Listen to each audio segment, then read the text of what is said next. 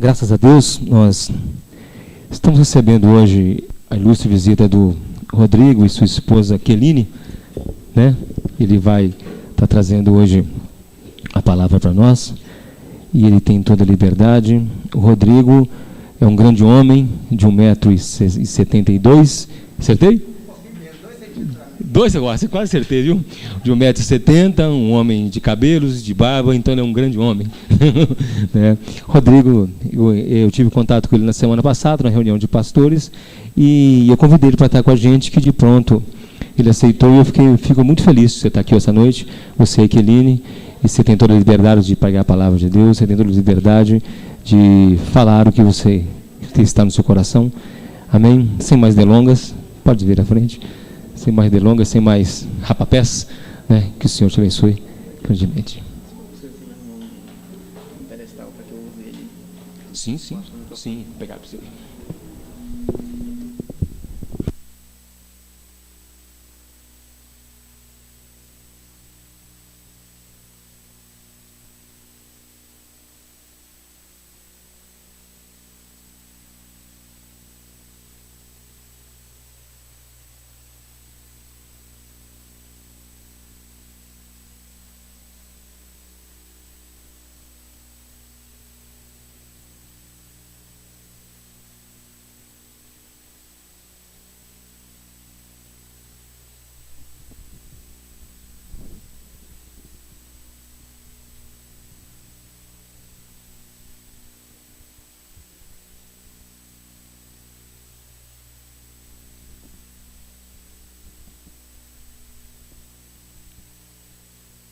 Posição do texto bíblico, de maneira que o que eu vou dizer não é novidade para ninguém. Todo mundo já deve ter passado por este capítulo em especial várias vezes na vida, principalmente para quem canta Paz no Vale. Já tem bastante tempo que você passa por essa passagem. Vou pedir que os irmãos abram comigo no capítulo 3 do Evangelho escrito pelo apóstolo João. Eu sempre lembro que o Evangelho não é de João, ele é de Jesus na narrativa de João, então... E eu vou fazer aquilo que os pregadores devem fazer. Vou expor o Evangelho a partir do capítulo 3 do Evangelho de João, que não é de João. Se você puder abrir comigo no capítulo 3, vou tentar reduzir tudo o que faremos a 3 versículos somente. Vou pedir que você leia comigo os 3 versículos mais importantes desse capítulo 3. E depois eu vou explicar a hierarquia desses versículos no seu grau de importância. Por que um adquire uma importância maior do que os demais? Porque você vai perceber que um deles explica os outros.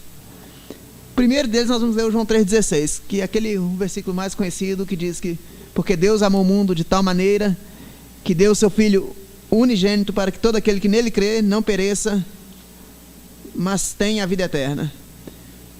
Vou pedir para que você leia comigo também o João 3,36, que afirma o seguinte: todo aquele que crê no Filho tem a vida eterna, mas todo aquele que rejeita o Filho não verá a vida, mas sobre ele permanece a ira de Deus. E agora eu quero ler com vocês o 35. O 35 afirma o seguinte: o Pai ama o Filho e todas as coisas confiou às suas mãos. Gente, esse aqui é o versículo central da Bíblia. Quem estava pensando que eu ia falar que era o 3,16, não é, é o 35. O Pai ama o Filho e todas as coisas confiou nas suas mãos. Mas antes de começar a falar sobre o texto, vamos orar, vamos a Deus em oração. Pai, na tua presença, Senhor Deus, lhe suplicamos humildemente, Senhor Deus, nos conduza graciosamente na tua presença, Senhor Deus, de maneira que a tua misericórdia também nos alcance, Senhor Deus. Use a tua palavra nos nossos lábios, Senhor Deus, e que atinja os nossos corações e nos transforme de acordo com os seus desejos, com a tua vontade, Senhor Deus. E ao final, Senhor Deus, que tudo continue sendo nada, Senhor Deus, e que só o sacrifício do seu Filho seja glorioso. Por causa do que o teu Filho fez, que é a razão de ensinarmos, aprendermos, vivermos e fazermos todas as demais coisas que oramos em o nome dele mesmo. Amém, Senhor. Meus irmãos, eu gosto sempre de lembrar uma coisa quando eu prego, é o seguinte: Deus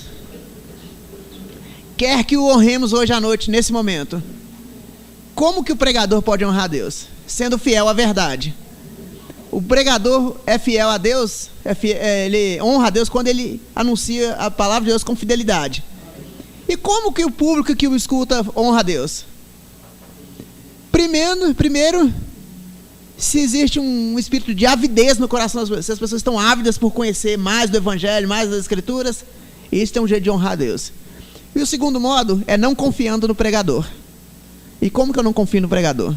É quando eu confiro aquilo que o pregador fala com as Escrituras. Porque a própria Escritura nos diz, lá em Atos 17:11, de que quando Lucas está narrando as viagens de Paulo, porque Lucas é o autor de Atos, ele diz o seguinte, que ele passou por duas cidades, passou por uma cidade chamada Tessalônica e logo em seguida por uma cidade chamada Bereia. E Lucas faz uma comparação entre as duas cidades. Ele afirma que, está lá em Atos 17:11, ele afirma o seguinte, que os bereanos eram mais nobres que os de Tessalônica, porque eles não... Primeiro, porque eles procuravam com avidez para saber, para conhecer aquilo que o apóstolo falava e conferir se de fato correspondia com o que estava escrito. Então, gente, quando a gente está ouvindo as Escrituras, a gente honra a Deus quando a gente confere. Não confie no pregador. Confira as Escrituras sempre. E não faça só comigo não, porque senão será desonesto. Faça com todo mundo. Abriu as Escrituras e falou dela para você, confira as Escrituras, se de fato ela está falando aquilo. E não confira só o texto, confira o texto e correlacione ele com demais textos. O correlacionar é quando você... Porque a Bíblia é o melhor livro para interpretar a própria Bíblia. É até engraçado que um rapazinho outro dia me procurou, assim, com aquele desejo genuíno de aprender mais das Escrituras. Ele falou, Rodrigo, me conta um livro bom para aprender mais das Escrituras. Eu falei assim, a Bíblia. O livro excelente para aprender da Bíblia é a Bíblia. Porque quanto mais você lê, mais você a compreende. Mas eu escolhi esse capítulo 13 aqui de maneira proposital, porque sempre que eu prego a primeira vez, em todos os lugares, eu vou falar sobre o Evangelho. E para falar sobre o Evangelho, no capítulo 13 aqui está bem claro a exposição do Evangelho, nesses 3 versículos, no capítulo todo. Mas esses 3 versículos deixam de maneira mais sintetizada e mais claro que a mensagem do Evangelho. Por que eu falei para vocês que o versículo 35 é o central desse capítulo? Porque ele o é. Olha o que ele afirma. O Pai amou o Filho e todas as coisas entregou nas tuas mãos. Este é o versículo central da Bíblia. Por causa desse versículo acontecem todas as coisas. Por causa desse versículo existe criação. Por que Deus cria? Porque o Pai amou o Filho e todas as coisas entregou nas suas mãos. É por isso que quando você abre a sua Bíblia em João capítulo 1, o que ele afirma? Que por meio dele todas as coisas foram criadas, sem ele nada do que foi feito se fez. Por que você acha que Deus salva? Porque o Pai amou o Filho e todas as coisas entregou nas suas mãos. É por isso que quando você vai no capítulo 6 de João, o próprio Filho fala, ninguém pode vir a mim se o Pai que me enviou não o der a mim. Ou seja, o Pai pega as pessoas e dá elas ao Filho.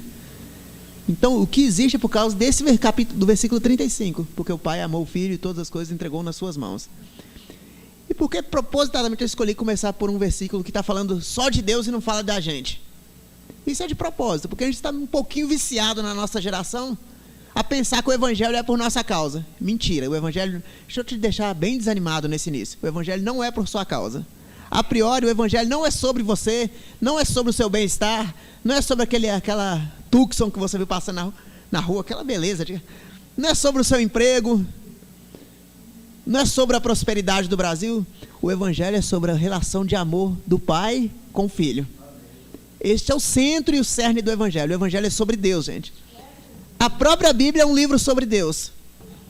Fala da gente também? Fala. É o efeito colateral do amor do Pai pelo Filho. É que fala da gente. Mas, a princípio, você quer saber qual é o centro da Bíblia? É o amor do Pai pelo Filho. A gente veio meio viciado nesse evangelicalismo manco, porque desde a década de 40 do século passado, surgiu um negocinho. Porque quem está muito tempo na igreja, igual no meu caso está mais de 30 anos convivendo com a realidade evangélica, você já deve ter pelo menos umas 1000 vezes na vida ter evangelizado alguém usando 4 leis espirituais. Vocês se lembram disso, não lembram? Por que isso foi inventado? Inventaram-se um método de evangelizar que é centrado nas pessoas. Começa lá do que você é importante e Deus tem um plano na sua vida. E a gente fala isso para as pessoas assim, de maneira bem profética, vou usar essa expressão evangélica dos últimos tempos. A gente afirma isso para todo mundo o tempo todo. Só que esse evangelho centrado nas necessidades do outro é problemático. Porque se eu viesse para cá hoje pensando, ó, qual que é o perfil do público que vai me ouvir? O que que eles esperam ouvir de mim? Eu estaria perdido, eu chegaria aqui e falaria meia dúzia de coisas que eu suspeitasse que vocês... Por exemplo, num ambiente de crise econômica, eu poderia falar sobre emprego, poderia falar que Deus tem um melhor emprego para você. Num ambiente de crises relacionais, eu poderia falar que, por exemplo, Deus está preparando um melhor relacionamento para você. Deus pode fazer isso também, mas Ele pode também não fazê-lo. Grandes homens de Deus na história do cristianismo passaram por muito tempo mesmo sem experimentar as famosas promessas que nós tanto oferecemos hoje por aí. Por exemplo, você pega o capítulo 11 de Hebreus, é chamado o capítulo da fé na Bíblia. Metade do capítulo vai afirmar de pessoas que por meio da fé conseguiram fazer grandes realizações, conseguiram grandes coisas. Vai falar de Noé, que por meio da fé, de Abraão. E quando chega na metade do capítulo, começa a falar da metade para o final, começa a falar de pessoas que por causa da fé perderam coisas muito importantes, sem perder o essencial. Gente que perdeu até a vida. A vida é uma coisa muito importante, mas não perderam o essencial. Essas pessoas do capítulo 11 no final chegam àquela convicção de Paulo de que combati o bom combate, encerrei a carreira e guardei o essencial, que é o quê? A própria fé. Viu que a fé no capítulo 11 de Hebreus serve para fazer proezas, mas também para perder coisas muito importantes. Quem tem uma fé consolidada em Cristo Jesus, perde até o mais importante, que é a vida, sem perder o essencial, que é a própria fé no Jesus, que é o alvo da fé. Porque a fé não pode ser um alvo em si mesmo, é uma coisa importante se falar também. Mas quando eu afirmo que primeiro eu estou tentando fazer isso, é desconstruir essa centralidade do evangelho em você. Não está centrado em você e nas suas necessidades. O evangelho está centrado em Deus e nos seus atributos. Porque Deus é, Ele faz. E Ele não depende das suas escolhazinhas medíocres nem acertadas para fazer alguma coisa certa, não. Nem para ser fiel a você, Ele necessita da sua fidelidade. Você se lembra lá que Paulo escreveu, de que se nós somos infiéis, Deus permanece fiel, porque Ele não pode negar a si mesmo. Então Deus não nega os seus atributos, Deus faz as coisas por sua causa. Porque se Ele fizesse para nós, seria como você colocar um cachorro assentado na frente do ventilador que gira e amarrasse o frango no ventilador. Como que fica o pescoço do cachorro? O ventilador vai para um lado, o pescoço do ventilador vai para o mesmo lado.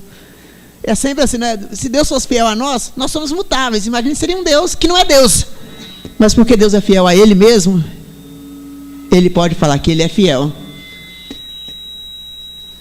Então, para anunciar o evangelho, vou ter que falar sobre primeiro os atributos de Deus. Eu vou começar com 3 atributos importantíssimos. Eu já te avisei que essa mensagem não é sobre você, é sobre Deus. Porque o evangelho é sobre Deus. Então, o primeiro atributo de Deus que eu quero te falar é que Deus é santo. Esse atributo é excessivamente importante nas Escrituras. Você pode ver que não aparece na Bíblia que Deus é amor, amor, amor. Não aparece na Bíblia que Deus é justo, justo, justo. Mas na Bíblia vai aparecer que Deus é santo, santo, santo. E toda vez que na literatura hebraica há uma repetição, você tem que prestar atenção, porque é o seguinte: como que você decide se uma coisa é muito importante hoje, quando você está lá escrevendo no seu computador? O que você faz?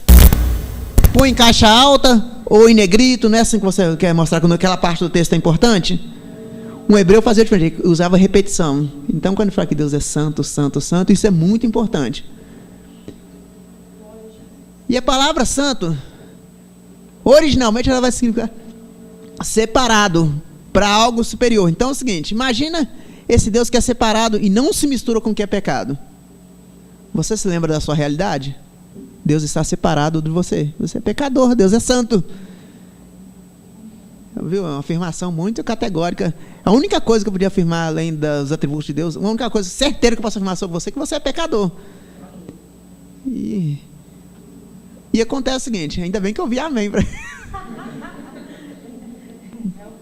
Porque tem uma escola de crentes hoje aí que você fala que o cara é pecador, o cara não é assim, não. Que isso, Deus já me fez santo. Tá certo, vou melhorar minha frase. Você é santo e pecador ao mesmo tempo. Melhorei a frase. Porque isso também é verdade. Você é as duas coisas. Vocês são simultaneamente santos e pecadores. Por que disso? pecadores por causa da sua natureza. Você é nascido de Adão, o primeiro pecador de todos lá. E você, ao mesmo tempo, é nascido de novo em Cristo Jesus. Então, diante de Deus, você é apresentado com a justiça do Filho dele, logo você é santo. Mas na realidade você sabe que é pecador. Você sabe lá no fundo que você é um pecador miserável, que se Deus te deixar com você mesmo, acabou sua vida. Acabou tudo. Você tem um potencial de estrago, de fazer algum dos piores criminosos desse mundo parecer coroinha de igreja, como disse alguém, né? Então é o seguinte, e quando eu olho para o primeiro atributo de Deus, que é a justiça, que é a justiça não, que é a santidade, eu falo, o primeiro que eu vou citar, gente, Deus tem muito mais atributos do que aqueles que eu vou citar aqui hoje. Mas eu estou usando numa ordem para proclamar o evangelho. Eu acho que é necessário que você fale da santidade, desse nível de separação, que homens pecadores estão separados de um Deus santo. O próprio Deus diz isso para o seu povo Israel. Se você abre o capítulo 59 de Isaías, versículo 2, o próprio Deus afirma para o povo: porque os vossos pecados fazem separação entre mim e vós, para que eu não vos ouça. Geralmente o povo, para te dar uma mensagem positiva, só lê o primeiro versículo, de que acaso o meu braço está fazendo em tom de pergunta, né? Mas Deus fala que, de fato, pecado separa um Deus santo de gente pecadora. Mas o primeiro do atributo de Deus é a santidade. Isso faz de nós gente distante e apavorado. Sabe aquela sensação de que eu e Deus somos assim? Cai por terra quando eu descubro que Deus é santo e eu pecador. Só que Deus tem um outro atributo do qual eu quero falar aqui hoje também. Deus é justo. Quando você começa a falar dos atributos de Deus, acontece uma coisa sensacional. Primeiro que a gente só começa a perceber que está piorando a situação para o nosso lado. Você vai perceber durante o progresso da mensagem que a minha intenção é essa mesmo. É piorar as coisas para o nosso lado, não é a princípio. Então, considerando que Deus é justo, justiça está relacionada ao fato de aquela pessoa fazer tudo o que deve ser feito. E Deus diz que tem que ser feito algo com alguém que é pecador. Se você abrir sua Bíblia lá em Ezequiel 18:4, na parte finalzinha, você vai falar que a alma que pecar deve morrer, não pode viver. Isso é taxativo, é taxativo ali no texto de que pecou, morreu. Ou seja, quase uma reação de causa e efeito. Peca, morre. A alma que pecar não pode viver, deve morrer. Tá desse? Mas daí tem aqueles irmãozinhos bonitos que gostam de argumentar de que, mas isso era na lei, agora nós estamos na graça. E eles pensam que a lei era o Antigo Testamento, a graça está no tempo agora no Novo Testamento. Tá certo, então vamos escolher alguns versículos do Novo Testamento agora. Vamos abrir Romanos 6:23. O salário do pecado é a morte. Para piorar a sua situação, vou ler agora o 3:23. Pois todos pecaram e estão separados da glória de Deus. Imagina a nossa progressão lógica. Primeira pressuposição: a alma que pecar deve morrer, não pode viver. Segunda pressuposição: o salário do pecado é a morte. Terceira pressuposição: todos pecaram, então todos deveriam estar mortos. E esse Deus que é justo, ele tem de fazer tudo aquilo que ele disse que faria com o pecador. Porque se ele não fizer, ele deixa de ser justo. Deus perde um dos seus atributos mais centrais, que é a justiça, se ele não faz aquilo que ele não só tem o direito, mas o dever de fazer com o pecador. Deus tem o dever de matar pecadores. Então, você queria um bom motivo para louvar a Deus? Esse já está um excelente. Está vivo ainda. Um Deus que tinha o direito, não só o direito, mas tinha o dever de te matar, ainda não te matou. Pode ser que ele faça até o final desse culto, mas vamos esperar, né? Daí o que acontece? Olha, gente, a gente já percebeu aqui. Um atributo é a santidade. Deus separado de tudo que é pecaminoso. Ou seja, de nós. Aqui está a justiça. Deus obrigado a matar tudo que é pecaminoso. Ou seja, nós. E agora, é possível piorar? Com certeza sempre é possível piorar. Um outro atributo de Deus que eu ia falar é da perfeição dele. Imagina, a sua perfeição diz o fato de que Deus, na sua essência, ele não se mistura com nada que é imperfeito também. Se você abre lá em Abacuque, fala que Deus é tão perfeito de olhos que ele não pode nem ver a maldade. Ele é tão puro de olhos. Então a perfeição de Deus está ligada ao fato dele ser um Deus puro, está relacionado ao fato dele ser santo, dele ser justo, com todos os demais atributos. Mas esse Deus que é perfeito não aceita nada que seja imperfeito. Agora você já vai me olhar com aquela cara estranha, porque a minha próxima declaração é que você é imperfeito. Então, você não tem nada para oferecer para Deus que Ele possa aceitar. E quando eu falo nada, eu estou falando das suas melhores obras. Eu não estou falando no gato que você fez na luz, não estou falando nada disso, estou falando das suas melhores obras. Estou falando da sua vida de oração, estou falando da sua frequência religiosa, do seu culto público, estou falando tudo isso é imperfeito, logo, Deus não aceita. Porque tudo que você faz reflete que você é essencialmente, ou seja, interiormente você é imperfeito, tudo que você faz reflete imperfeição, ou seja, nada disso um Deus perfeito pode receber. Mas daí é aquele momento que crente me olha, para que eu frequento a igreja, para que eu leio Bíblia, para que eu oro, para que eu faço isso tudo, se Deus não aceita nada disso? Agora eu vou te dar um motivo. Deus criou um jeito de receber algumas obras de seres imperfeitos. Sabe como que Ele recebe? Quando Ele mesmo está fazendo isso nesse ser imperfeito. É por isso que o apóstolo Paulo vai afirmar claramente que é Deus que realiza em nós tanto querer quanto efetuar segundo a sua boa vontade. Vou te dar um exemplo clássico. Todo mundo aqui sabe que orar é bom, é ordenado que os cristãos orem, está nas escrituras por várias passagens nos orientando a orar, mas nós também sabemos que está na mesma escritura lá em Romanos falando que nós não sabemos orar como convém. Se eu falar, se entrar alguém aqui por essa porta e eu falar, essa pessoa não veio vestida como convento, essa pessoa veio vestida de maneira inadequada. Então o que Deus está falando que nós não sabemos orar de maneira adequada. Pronto, o que acontece? O apóstolo continua falando, mas o Espírito Santo de Deus, quem que é o Espírito Santo de Deus? É o próprio Deus, intercede por nós com gemidos inexprimíveis. Olha, até a sua oração que Deus aceita, é Ele que faz em você, não foi você quem fez. Então, quando você olha para um Deus perfeito, você fica desesperado, fala, o que eu vou oferecer para esse Deus perfeito? Se tudo que eu ofereço está maculado por aquilo que eu sou essencialmente, imperfeição. Mas eu vou te falar do auge da obra perfeita desse Deus perfeito para aceitar ofertas de seres imperfeitos que somos nós. E quando eu falo oferta aqui, eu não estou incluindo, não estou falando só de dinheiro, não, estou falando de tudo que nós oferecemos a Deus. A sua vida de oração, os seus louvores, tem que passar por um caminho. Tem que passar pelo caminho da perfeição, porque senão é pecaminoso ante Deus. Não é só que Deus olha aqui e fala, não gostei disso, não. É porque é pecaminoso. Eu quero que eu te prove que é pecaminoso. Se você ler na sua Bíblia, Isaías 64:6, o profeta afirma que os nossos atos de justiça são como o quê? Trapo de imundícia. Hoje em dia, para nós, trapo de imundícia, a gente chegar ali na calçada e ter uma caçamba cheia de dentro, está cheio de trapo de imundícia. Mas para o profeta, era aquela consciência de um hebreu que foi criado estudando Levítico, quando afirma que lá o trapo de imundícia é aquele pano que as mulheres naquele tempo usavam para conter a menstruação. Era o similar que nós temos hoje do absorvente feminino. Só que você se lembra quando a mulher estava menstruada lá em Levítico, o que devia acontecer? Essa mulher era impura. Tão impura que se o fato dela, se ela sentasse numa cadeira e depois viesse alguém a sentar, ele estava o quê? Inapto para o culto, porque ele estava impuro também. Então, quando Deus fala que as nossas obras de justiça como também, está falando que elas são impuras, ou seja, pecaminosas diante dele. Quando você chega e oferece a sua obra de justiça, Deus, olha a minha vida de oração, agora eu mereço, Deus vai fazer, pecaminoso, não aceito. Tudo que você oferece a Deus está maculado pela sua pessoa. Porque você é um pecador, é igual uma laranjeira que vai o quê? Cresce a laranjeira, você planta ela, cresce e produz o quê? Laranja. Um pecador nasce pecador, cresce, produz o quê? Pecado. O fruto do pecador é o pecado. Então imagina, tudo que você oferece está maculado por aquilo que você é interiormente. É por isso que você precisa de uma obra monergística, ou seja, feita de fora para dentro. Porque de dentro para fora, tudo que você oferece está maculado pelo que é interiormente. E é até engraçado, porque hoje a gente deu uma maneira de terceirizar as nossas mazelas. O movimento lá da batalha espiritual criou um espírito para cada coisa, né?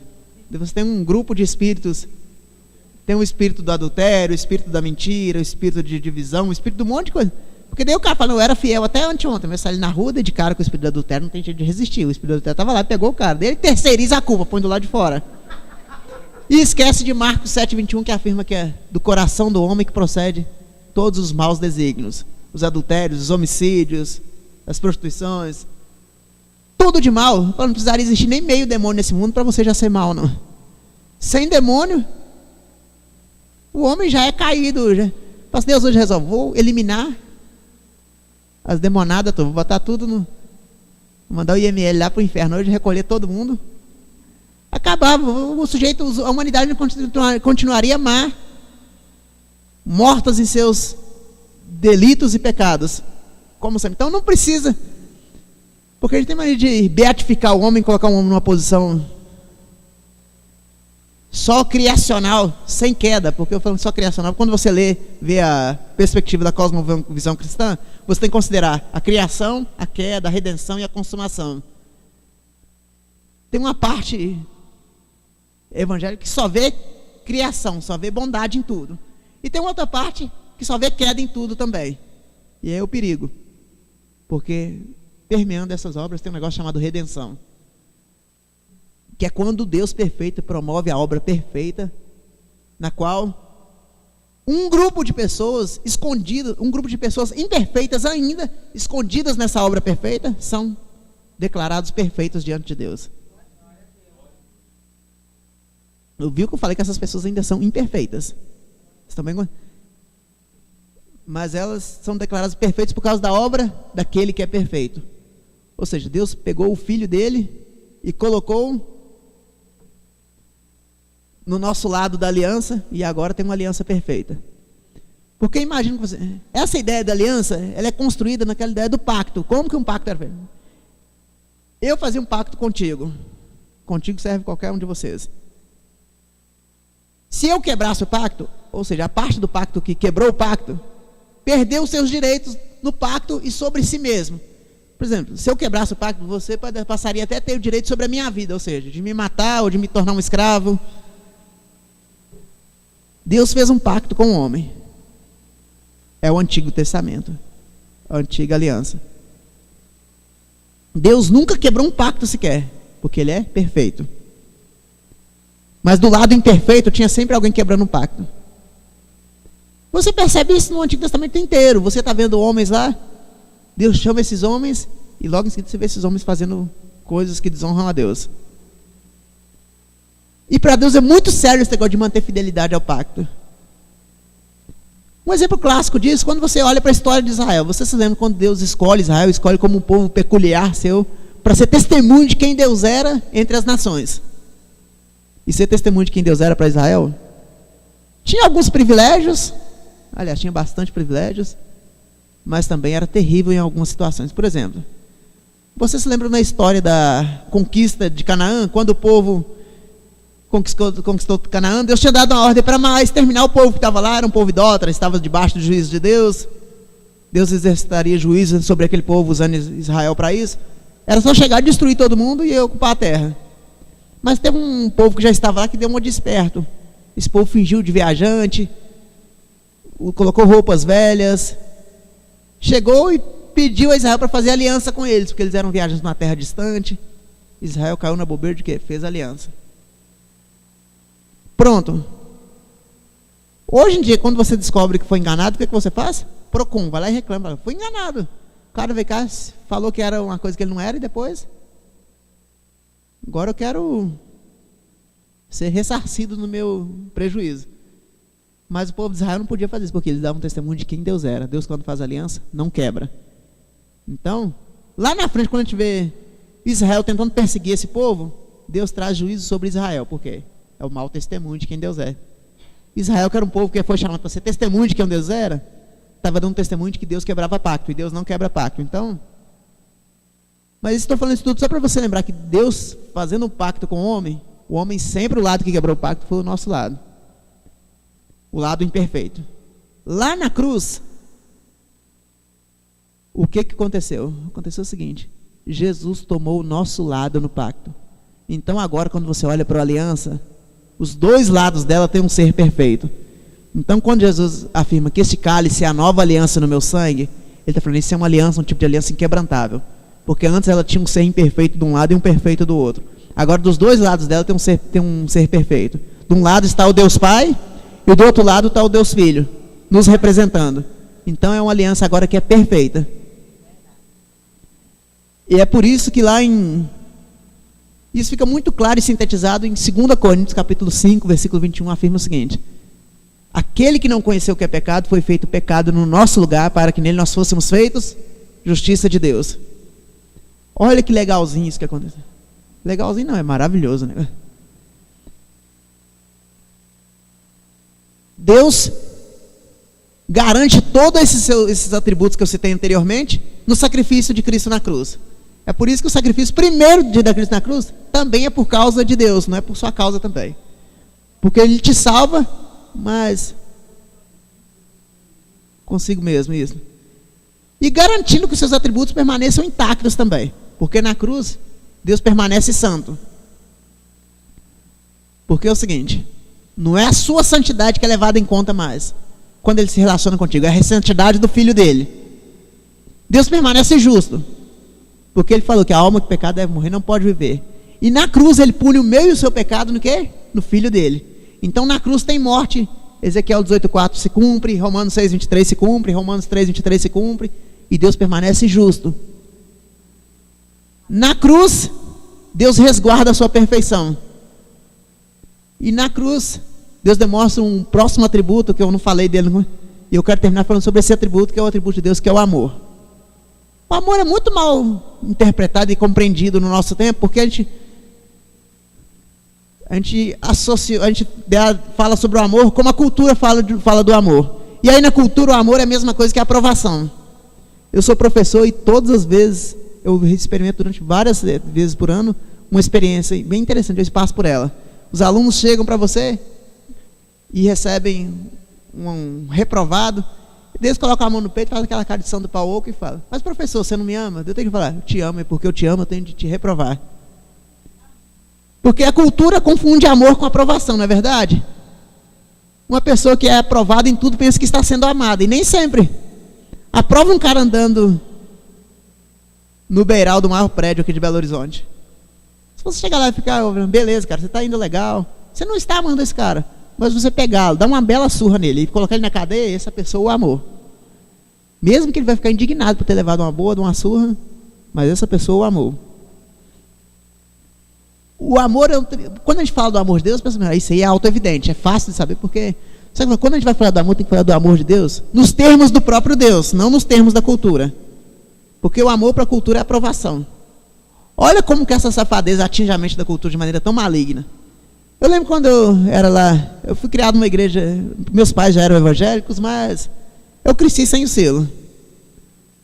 E muitas pessoas, no afã de me evangelizar, chegavam com aquela frase pronta do Jesus te ama.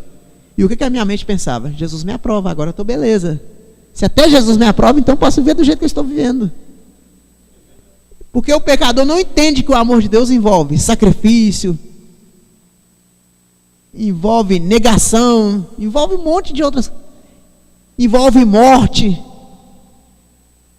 As pessoas acham que o amor é uma coisa tranquila. O amor está esse nome de aprovação, então a gente vai se amando e vivendo feliz. Parece até musiquinha do Leandro e Leonardo, né? Não, Chitãozinho Chororó, qual que é o tal do É o Amor? Não, é Zé de Camargo e Luciano. Parece até, é o amor naqueles moldes ali, né? É o amor, agora fica cantando horas e mas se bem que essa música tem até uma coisa boa, é um amor que mexe com a cabeça, que geralmente hoje o amor mexe com todas, mexe com o bolso, mas não mexe nunca, não é amor pensante, mas interessante é, quando a gente fala do amor de Deus, que esse é o último atributo que eu quero encerrar com ele. O amor de Deus envolve negação, sacrifício, envolve coisas muito dolorosas. Olha para você ver. Na cruz, é muito mais do que aquela mentirinha gospel que você ouviu durante muito tempo, de que Deus estava só virando as costas para o filho. Na cruz não, o Pai estava punindo os nossos pecados do Filho dele. Acho que a imagem bíblica que melhor encerra isso é aquela imagem de Abraão levando Isaac no Moriá para sacrificá-lo. Quando Abraão está prestes a cometer o assassinato, o que acontece? Deus interfere, daí tem um final hollywoodiano, não acontece um assassinato. A gente fica feliz da vida, porque ainda bem que Isaac não morreu. Só que aquilo ali é só como se fosse uma pause na história. Deu um pause na história. E essa história continua lá no Calvário, um outro monte. tem um outro pai, agora é o próprio Deus, tem um outro filho, agora ele não é mais uma sombra que era Isaac, ele é o Filho de Deus encarnado, que é Jesus. E ali no Calvário, o pai vai até o final na sua obra. Não tem ninguém maior que o pai para segurar a mão dele, então, o que acontece? O pai agradou moê-lo, igual está em Isaías 53. A cruz é o pai moendo o filho, para não me moer e para não te moer. Esse é o sentido do amor de Deus. Então eu falei, mas você não falou do versículo 36 nem do 16. Eu estou falando do 16 agora, quando fala que Deus amou o mundo. Deus amou aqueles por quem o filho dele morreu. Porque o amor de Deus é interpretado para a gente no ato de Deus sacrificar o próprio filho na cruz para não nos matar. Então na cruz, quando o pai coloca o filho lá, daí acontece o versículo 36. Aquele que está em Cristo Jesus tem a vida. Aquele que não está em Cristo Jesus não tem a vida, e sobre ele permanece a ira de Deus. Na cruz o pai despeja sua ira sobre o próprio filho, para que a ira dele não alcance pecadores que estão escondidos atrás do filho. Somos nós. É os pecadores escondidos no filho. Porque os pecadores que não estão escondidos no filho, o que está reservado a ele, é a ira que o pai despejou sobre o próprio filho ali.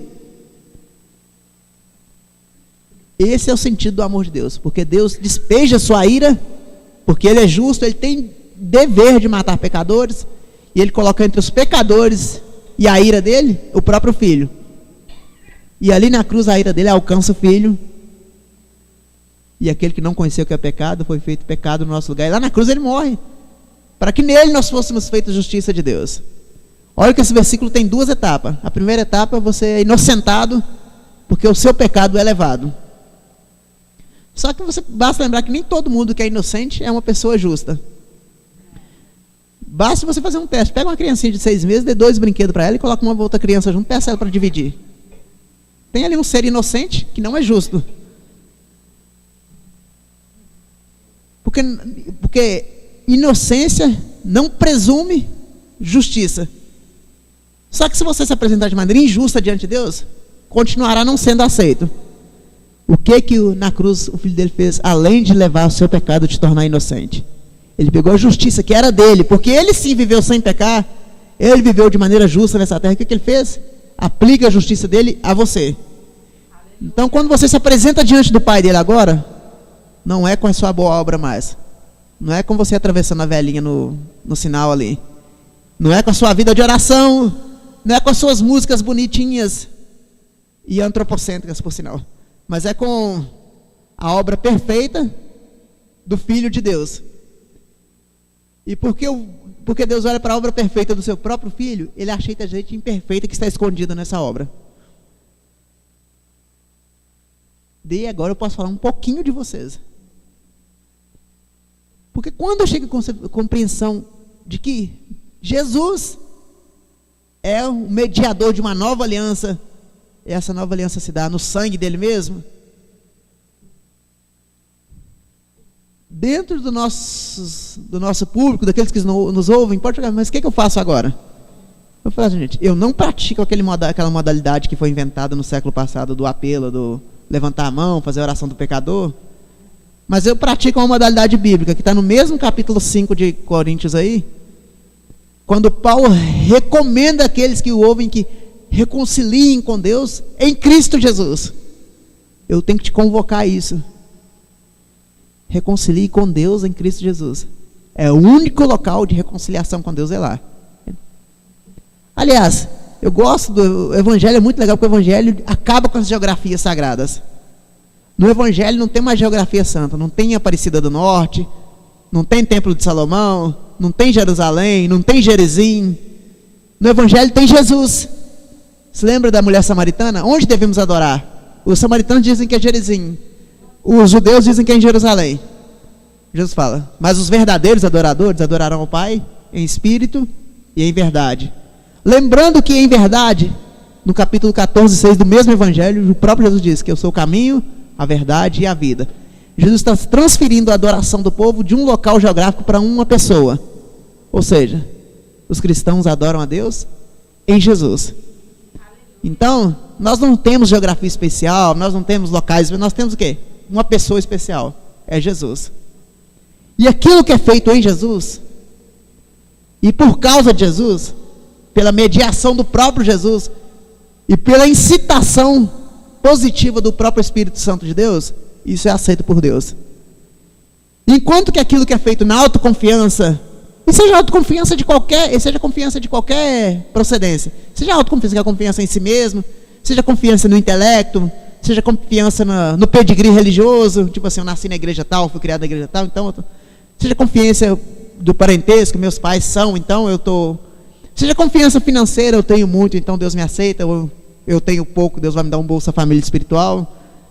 Qualquer tipo de confiança que não é depositada só em Cristo, é confiança tola. E a Bíblia é o seguinte, a gente tem que tomar uma postura diferente como cristãos, porque a gente costuma pensar nos moldes da cultura. A nossa cultura vai chamar que crença é aquela pessoa que tem devoção a qualquer coisa que aparece, enquanto que o incrédulo é aquele que não crê em nada. O Evangelho chama diferente, o Evangelho chama de incrédulo aquele que crê na coisa errada. O crente é aquele que crê em Jesus. O incrédulo é aquele que crê em qualquer outra coisa, mesmo que sejam coisas boas. Porque é necessário. O cristianismo é a única religião que exige exclusividade.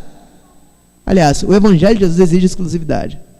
Não tem salvação em Jesus e na fogueira santa, não tem salvação em Jesus no Vale do Sal e na campanha abençoada tal, não tem salvação em Jesus e na igreja tal. A salvação está exclusivamente em Jesus. Eu tenho saudade de um tempo em que os cristãos falavam que Jesus era o nosso único e suficiente Salvador. Nós perdemos a convicção da suficiência de Cristo para a salvação, porque ela começou a ser atacada, a gente começou a abrir mão. Por fim, a gente não pode nem falar mais isso, porque se a gente falar, vai ficar parecendo que a gente é mentiroso. Porque de fato, Jesus ele é suficiente para salvar. E no nosso evangelicalismo contemporâneo começou a enfiar um monte de muletazinhas são os acessórios na obra de Cristo. Esse é que encontra com o crente hoje, ele tem Jesus e um monte de objetozinhos de Israel. Ele tem Jesus e a água benta dos crentes, que é o óleo ungido. Ele tem Jesus, um monte de outras coisas para confiar. Só que Jesus exige, porque a gente pensa que eu posso confiar em Jesus, mas isso aqui vai ser só um objeto para eu potencializar minha fé. Vai ser tipo o espinafre do pai evangélico. Mas não é isso que acontecerá. Sutilmente, a sua confiança migrará de Jesus para as outras coisas. É por isso que eu comecei falando para você não confiar nem no pregador. Porque se você confia só no pregador, você abre mão de confiar em Jesus. E tem muito pregador ensinando a coisa errada por aí. Daí acontece. Começa aquelas confianças tolas. E toda confiança naquilo que não é a obra de Cristo é incredulidade. Então a gente pode encontrar gente que é frequente de religião e incrédulo aos montes. Porque a gente confia em qualquer coisa. Eu gostei do interjeição excelente. Eu vou assimilar na minha... Porque qualquer confiança que é depositada em alguma coisa que não é Jesus, é confiança tola e vai te conduzir para a morte. É que são os caminhos de morte que está lá em Provérbios. Mas uma confiança colocada em Jesus, primeiro que você tem que saber, que não é obra sua. Se você já está confiando só em Jesus, eu tenho que dar os parabéns para o próprio Jesus, porque isso é obra dele. Não pode ser obra sua. Vou retornar para Filipenses 2,13, que é ele que realiza em nós, tanto querer quanto efetuar, segundo a sua boa vontade. Então, mas as suas más obras, eu vou dar os parabéns para você mesmo. E isso é o que você sabe fazer de verdade. Então, o que é que eu posso fazer? Mas se eu estou fazendo a coisa, se eu sentir o desejo de fazer, então eu vou fazer a coisa errada, porque o meu padrão é fazer a coisa errada. Não, você faz a coisa certa. E no final, o que é que você faz? Continua confiando só em Cristo. Você fala, foi Ele que fez. Você está lá, mantendo fiel no casamento durante anos, mantendo-se fiel a Cristo. Que bom, parabéns para o próprio Jesus Cristo. Ele fez isso, glória a Deus. A gente pode cantar, glória para sempre ao Cordeiro de Deus. Foi Ele que fez. Não foi obra sua. Mas eu tenho que terminar, gente, recomendando, reconcilie com Cristo. Fazendo duas coisinhas também que Jesus sempre recomenda fazer. Você vê na mensagem, Jesus estava na mensagem de João Batista, estava na mensagem de Jesus, e ele envia os discípulos com a mesma mensagem, que é arrependei-vos e credes. Eu não vejo Jesus terminando o sermão agora, você vai abrir seu coração, que eu vou entrar nele. Até porque naquele momento tinha que ser presencial, né? Não tinha que ser pela fé, porque você vai entrar no coração e fazer uma cirurgia. Mas Eu vejo Jesus terminando falando assim: arrependei-vos e crede. Arrepender do quê? Você sabe de toda essa confiança toda que eu falei. Porque a nossa cultura crê em qualquer coisa que se pareça com um bonzinho e legalzinho. Crê em qualquer porcaria. Obrigado, irmão, a palavra é essa. Eu estava meio intimidado de usar uma palavra boa, mas é verdade, é isso. Qualquer porcaria que aparece, a cultura crê. E às vezes tem. E como é a cultura, às vezes são as igrejas. Eles acabam assimilando os conteúdos da cultura e começam a praticar, e começam as confianças todas. É tanta confiança toda que a gente começa a confiar até no pregador. Esse cara aí deve ser o bom mesmo. Não é não. É um tipo de... Porque nosso público, a maior parte dele veio ou do catolicismo romano, ou lá da Umbanda e do Candomblé, ou do kardecismo espírita. E o que acontece? O público vem para a igreja, a gente mantém a antiga prática do sujeito, só dá uma maquiada nela, passa um pouquinho de mérito. Porque o sujeito que confiava antes lá, não estou recebendo nada para isso, gente. Retiro o que eu disse, porque dá só a parte do nome do produto lá, porque eu não estou fazendo propaganda deles. Mas o que acontece com um cristão que... Agora eu dei um branco, me perdoe. Isso acontece muito. Eu tenho que me lembrar onde eu estava. Vou fazer a piada.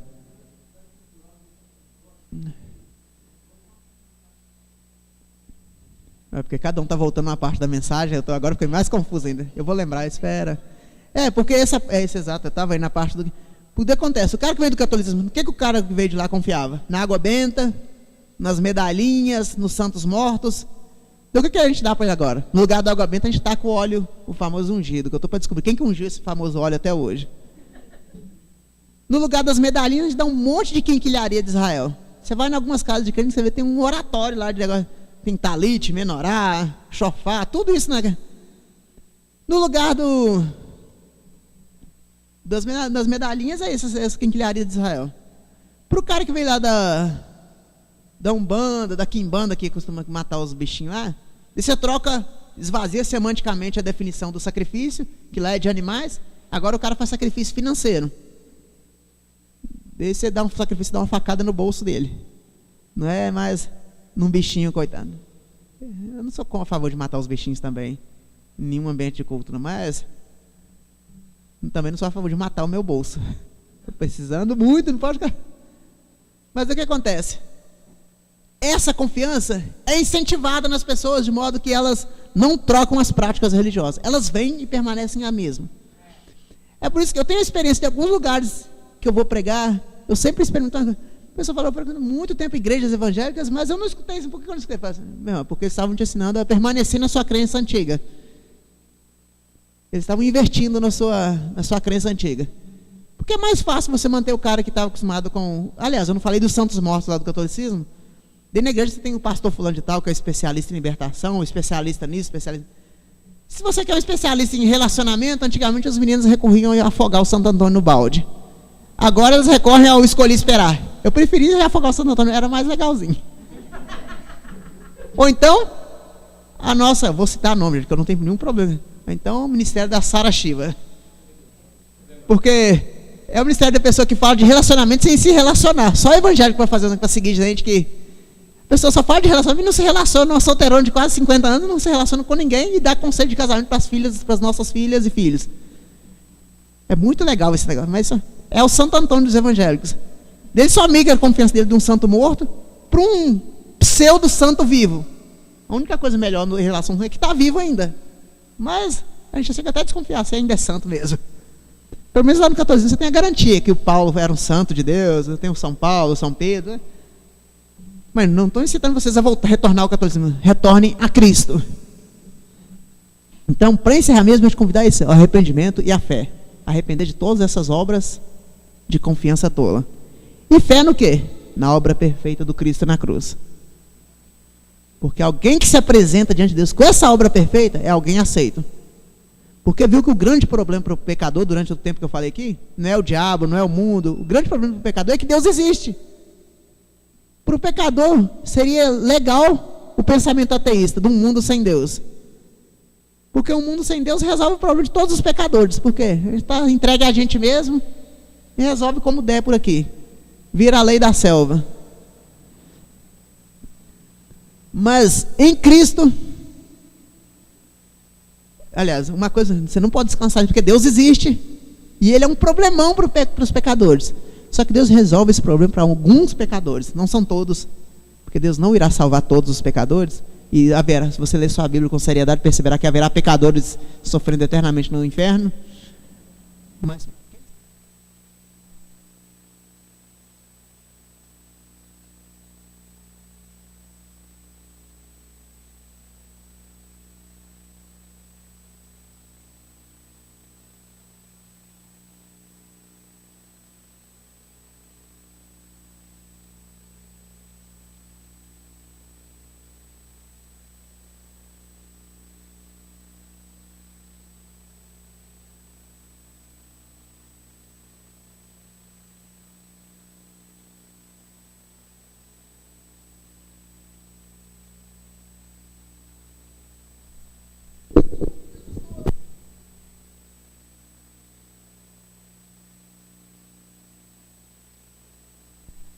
conhece bem melhor do que você mesmo. Ele vai estar te trazendo a consciência algumas coisas das quais se arrepender. Esse é o momento adequado para isso. E eu te convido a crer na obra de Cristo Jesus. Reconcilie-se com Deus em Cristo Jesus. Eu vou estar orando aqui de maneira bem pessoal, porque afinal de contas os pregadores cometem muitos pecados também, de modo que não tem problema confessá-los a Deus, mesmo que seja publicamente, também não é um problema. Mas peço a Deus, e vou estar orando por mim e por vocês. Peço que vocês orem também por vocês, orem por mim. Nesse momento pode orar só por vocês mesmo. Coloque diante de o teu coração, diante de Deus o teu coração, de maneira séria, que eu vou fazer o mesmo. Pai, mais uma vez nos apresentamos a Ti, Senhor Deus, como aqueles que carecem profunda, Senhor Deus, misericordiosamente da Tua graça e da Tua obra perfeita, Senhor Deus. Pai, converte-nos a Ti, convertidos seremos, Senhor Deus. Transforme-nos segundo a imagem do Teu próprio Filho, Senhor Deus, e assim o seremos.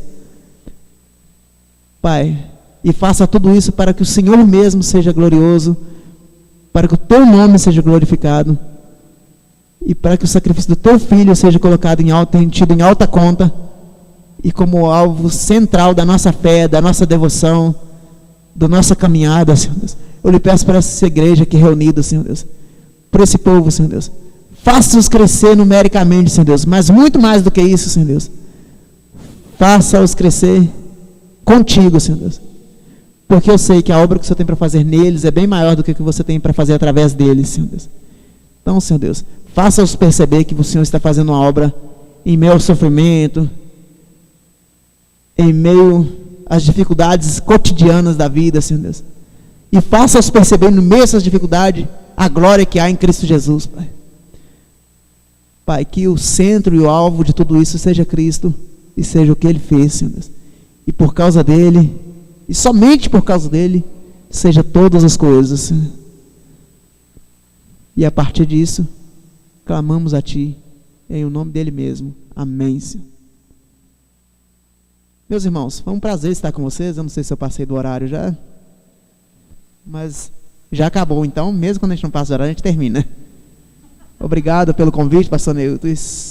Sempre que for possível, não espere eu me autoconvidar. Tá, joia? Obrigado. Deus abençoe, meus irmãos.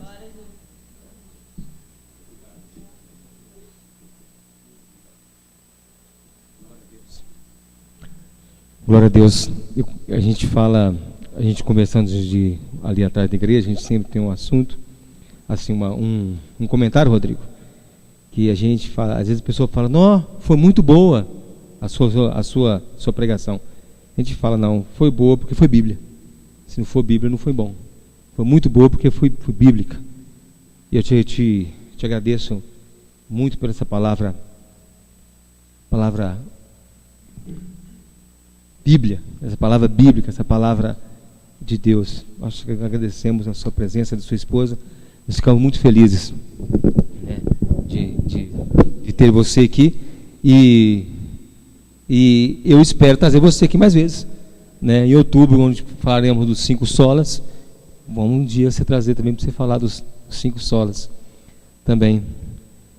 Os irmãos gostaram? Eu estou vendo o sorriso de vocês aqui. Agora, aqui, eu vou falar uma coisa, viu? Quando eu prego, vocês não calam a boca, né? Agora o Rodrigo pegou, ninguém falou nada. Né, Rafael? Né? Quando eu prego, eu levanto o dedinho. Né? Só o Basco que falou uma vez ali. Mas glória a Deus, foi bênção mesmo. Foi bênção. Nós vamos incluir o pastor Rodrigo, o Rodrigo e a Queline nas nossas orações, sim.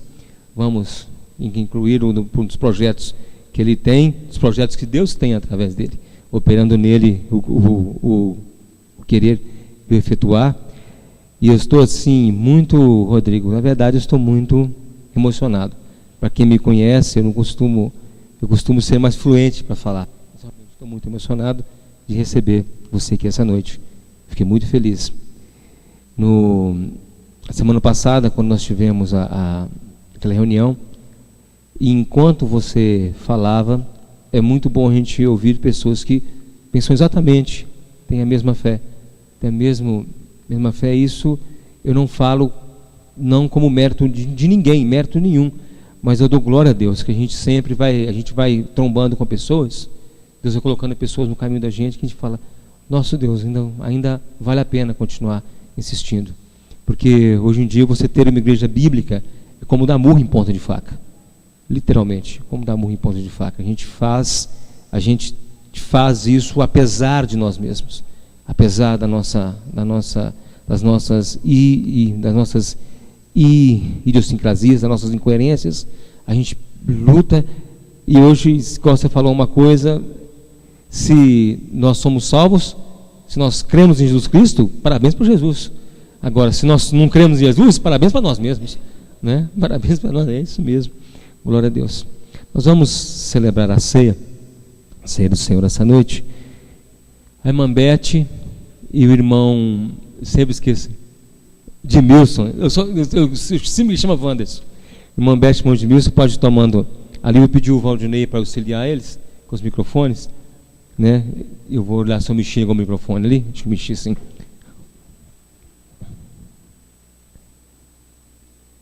Nós vamos celebrar a Santa Ceia. Convido o irmão Ademir,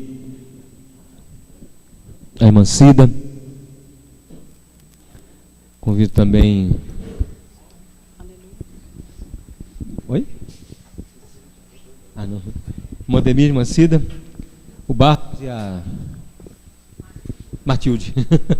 Matilde também para nos ajudar aqui, em nome de Jesus.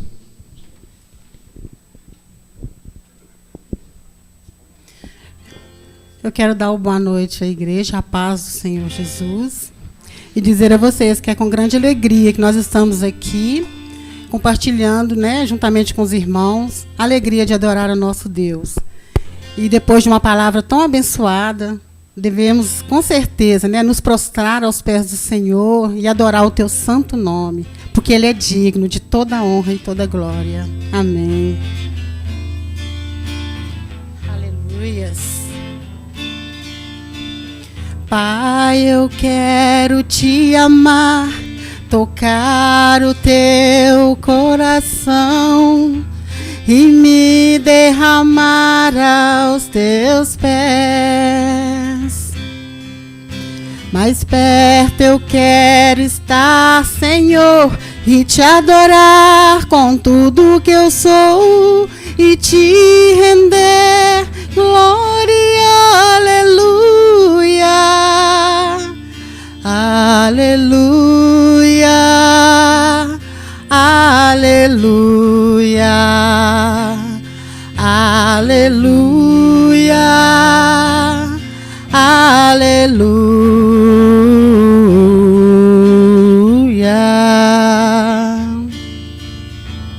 Glória a Deus.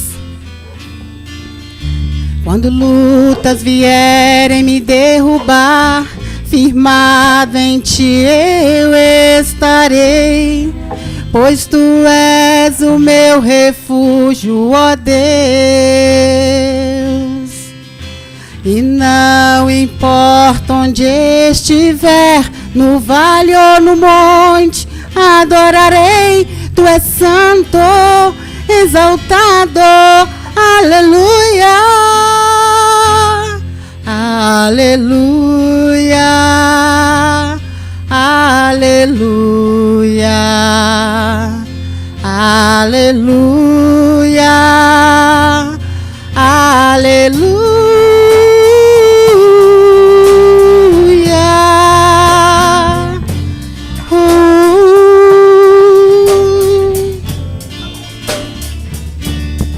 Senhor, eu preciso do teu olhar, ouvir as batidas do teu coração, me esconder nos teus braços, ó Pai.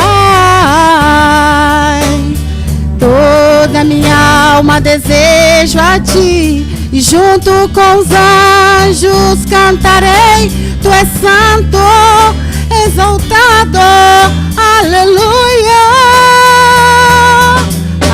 aleluia, aleluia, aleluia, aleluia,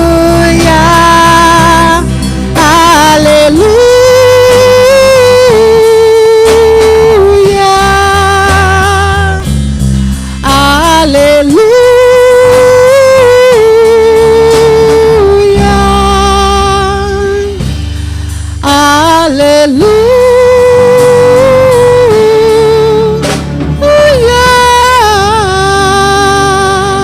Aleluia.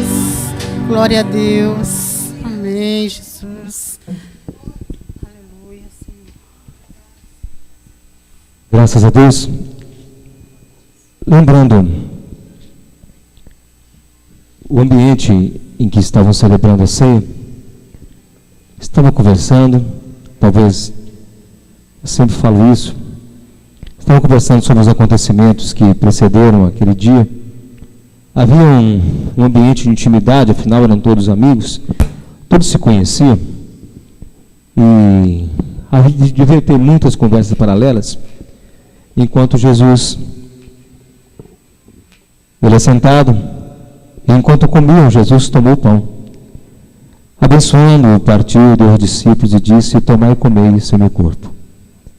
E tomando o cálice, dando graças, deu-lhe dizendo: bebei dele todos, porque esse é o meu sangue, o sangue da nova aliança, que é derramado por muitos para a remissão de pecados. Essa atitude de Jesus, de fazer isso, deve ter provocado um silêncio, uma troca de olhares entre eles, em que ele afirma que o pão é o corpo dele e afirma que o sangue representava o sangue da nova aliança. Eles, como ótimos judeus que eram, conheciam a aliança de Abraão, a aliança mosaica, e não sabiam dessa nova aliança ainda. Não sabiam o que seria essa nova aliança. Era impossível para eles fazer uma ideia, uma projeção do que seria isso.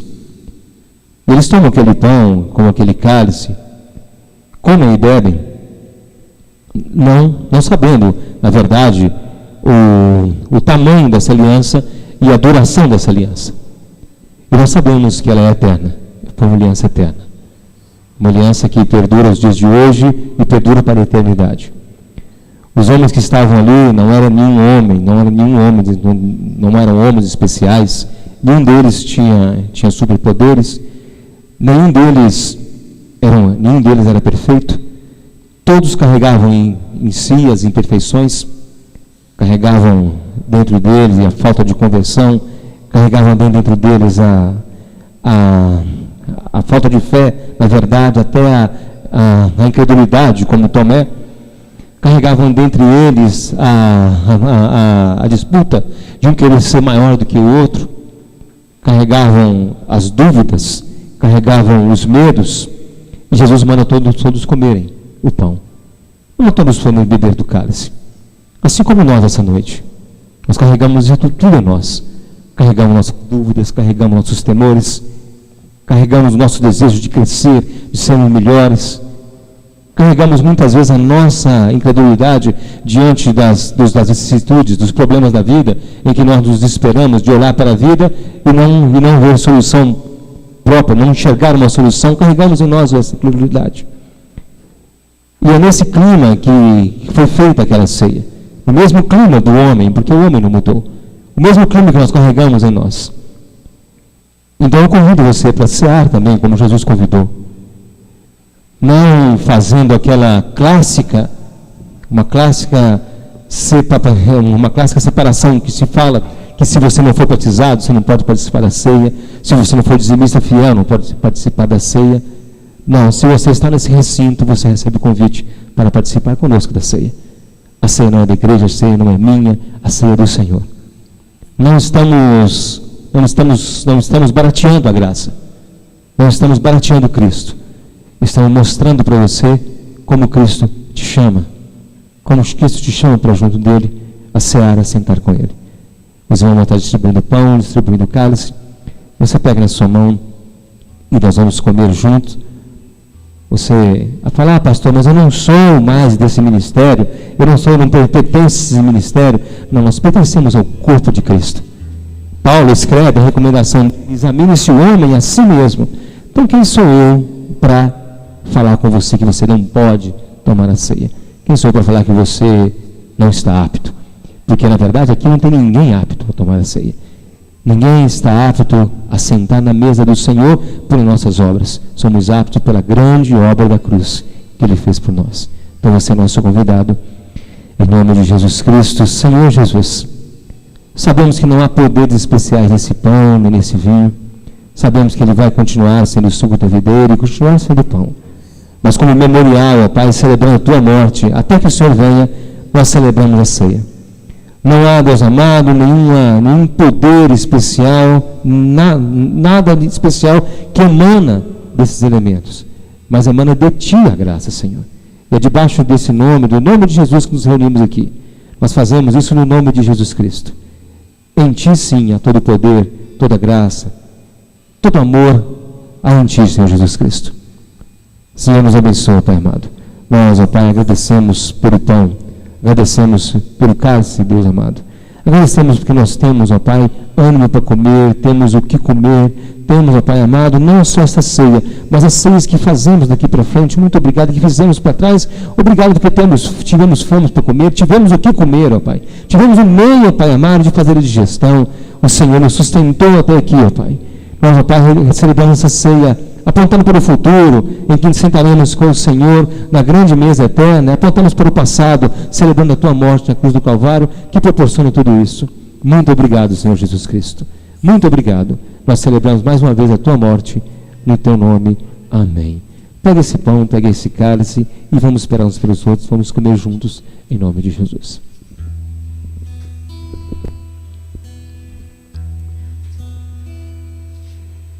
Eu entro no Santo dos Santos,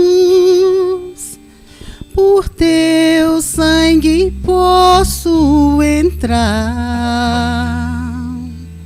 A Ti somente eu canto, ao grande eu sou ouvem honrar. Eu adoro a Ti, adoro a Ti, eu adoro a Ti, adoro a Ti, pois Teu nome é santo. Santo, Senhor,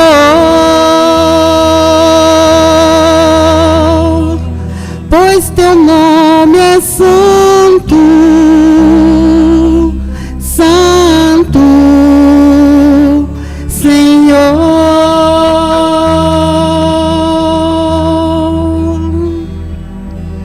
Eu entro no Santo dos Santos, por Teu sangue posso entrar. A Ti somente eu canto, ao grande eu sou ouvir, honrar, eu adoro a Ti, adoro a Ti, eu adoro a Ti. Santo é o Senhor. Santo és tu, Senhor. Nós comemos esse pão e esse cálice, louvando o teu nome, reconhecendo, ó Pai amado, que de Ti provém todas as coisas. De Ti, Pai amado, provém a vida, provém, Senhor, provém, Pai amado, a nossa salvação, provém a nossa alegria de viver, ó Pai. Tudo vem das Tuas mãos, ó Deus. Nós te agradecemos no nome de Jesus Cristo. Coma desse pão, beba desse cálice, em nome de Jesus.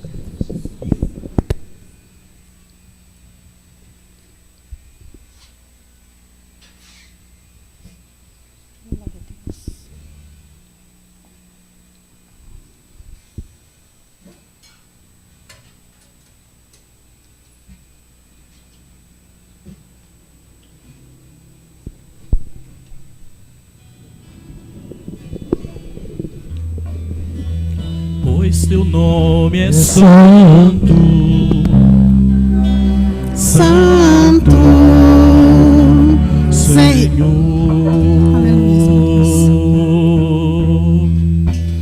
Pois teu nome é santo, Santo, Senhor. Pois teu nome é santo, teu nome é santo, Senhor. Pois teu nome é santo, santo, santo, santo, Senhor. Pois teu nome é santo, teu nome é santo, Senhor. Pois teu nome é santo, teu nome é santo, Senhor.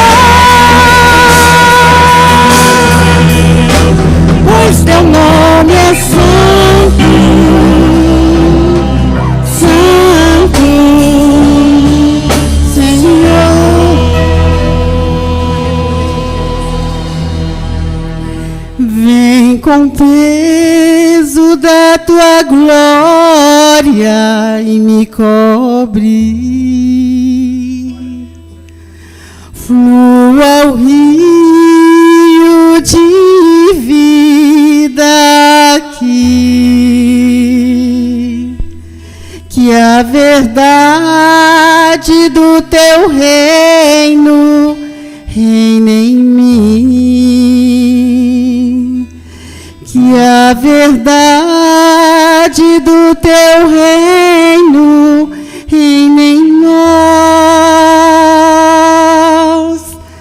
que a verdade do teu reino reine em todos. Vem com o peso da tua glória, vem com o peso da tua glória, vem com o peso da tua glória aqui. Aleluias, glória a Deus.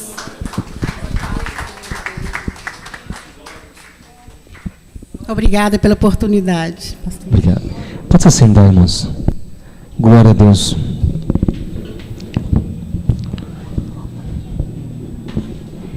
Glória ao Senhor Jesus Cristo.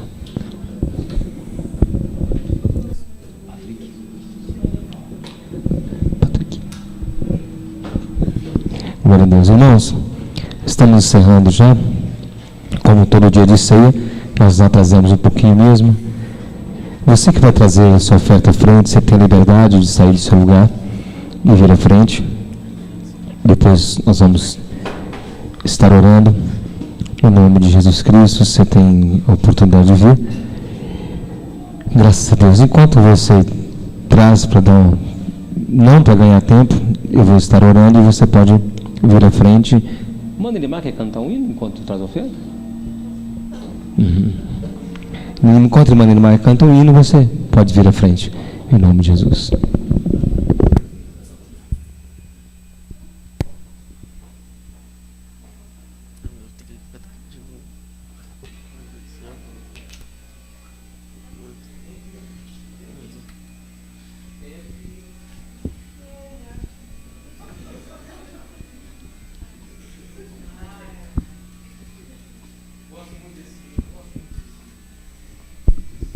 Nós vamos tentar levar a capela, até sem microfone mesmo. Você, quando eu era criança, a gente cantava esse hino. Eu gosto muito dele. Então, enquanto a gente canta, você pode vir à frente.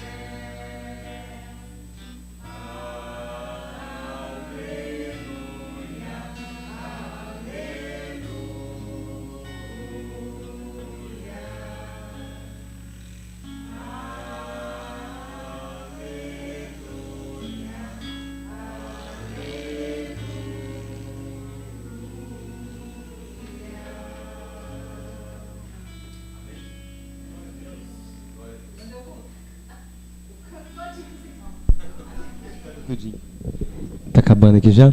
Bateria.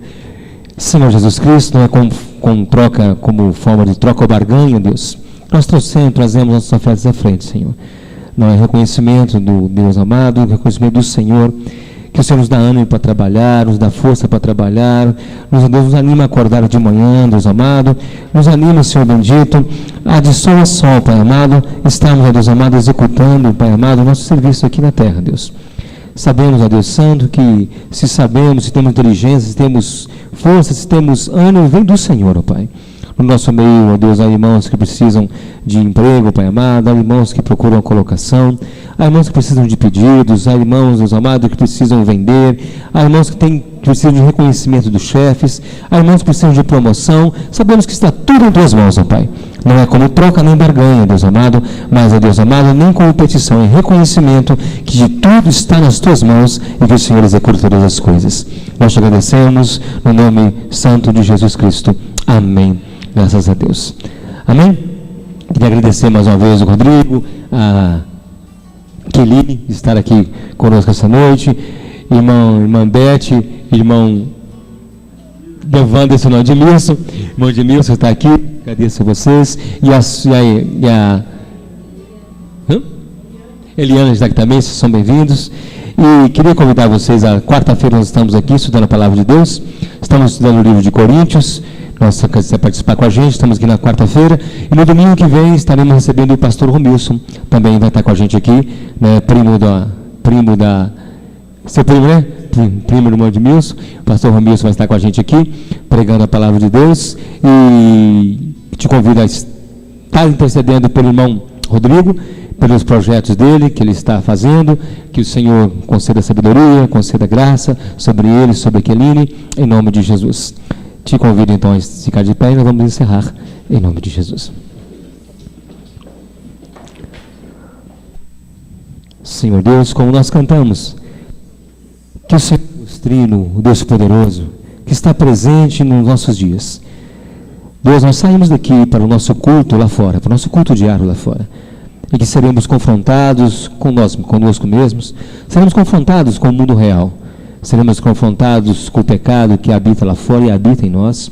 Seremos, ó Pai amados, ó Deus Santo, talvez passaremos a semana por dificuldades, por provações, ou talvez a semana nos traga alegria, não sabemos, ó Pai, mas sabemos, uma certeza nós temos, que o Senhor estará conosco, ó Deus amado, a semana inteira. Senhor Jesus Cristo, tem misericórdia de nós.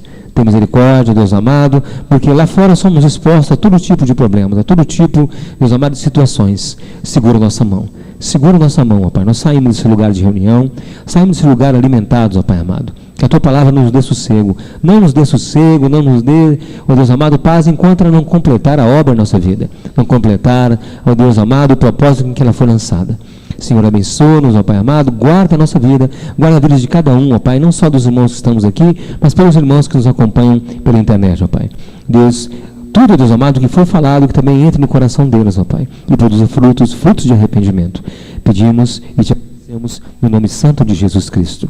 Que o Senhor nos abençoe e nos guarde, que o Senhor faça resplandecer sobre nós o Teu rosto e nos dê a paz, em nome de Jesus. Amém.